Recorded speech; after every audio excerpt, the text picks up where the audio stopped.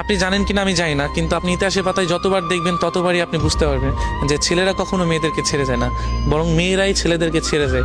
হয়তো তার একটা জ্বলন্ত প্রমাণ বা একটা গল্প আমি আপনাদের কাছে শেয়ার করি এবং বলতেছি যে একটা ছেলে পাখি আর একটা মেয়ে পাখি, যদিও গল্পটা কেমন লাগবে জানি না, যে একটা ছেলে পাখি আর একটা মেয়ে পাখি দুজনে মিলে উঠতেছিল, উঠতে উঠতে হঠাৎ করে একটি মেয়ে পাখি তার ডানায় ব্যথা পায়। ব্যথা পেলে মেয়ে পাখিটা ছেলে পাখিটাকে বলছে যে তুমি আমাকে কখনো ছেড়ে যাবে না।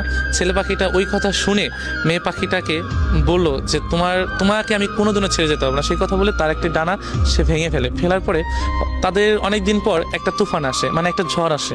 হ্যাঁ, ঝড় আসার পরে তখন অনেক ঝড় আসতেছে, যে এমন ঝড় তাদের বাসা আর থাকবে না।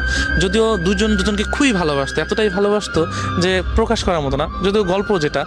তো ছেলে পাখিটা বলতেছে যে তুমি চলে যাও, ভালো একটা জায়গায় চলে যাও, ঝড় শেষে তুমি আমার কাছে আবার ফিরে এসো।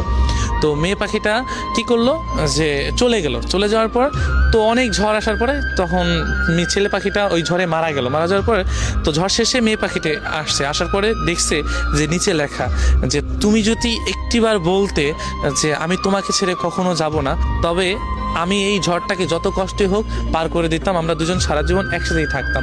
তো এই লেখাটা দেখে মেয়ে পাখিটা কান্না করছে। সো কান্না করে কি হবে, যে চলে যাওয়ার তো চলেই গিয়েছে। তো আমরা না ভালোবাসা মানুষগুলোকে না চলে যাওয়ার পর বুঝে, আগে না। তো ইতিহাসের পাতা আপনি যতই দেখবেন ততই আপনারা বুঝতে পারবেন যে ছেলেরা কখনো যায় না, কারণ একজন ছেলে সব কিছুই সহ্য করতে পারে, শুধু প্রিয় মানুষের ছেড়ে যাওয়া।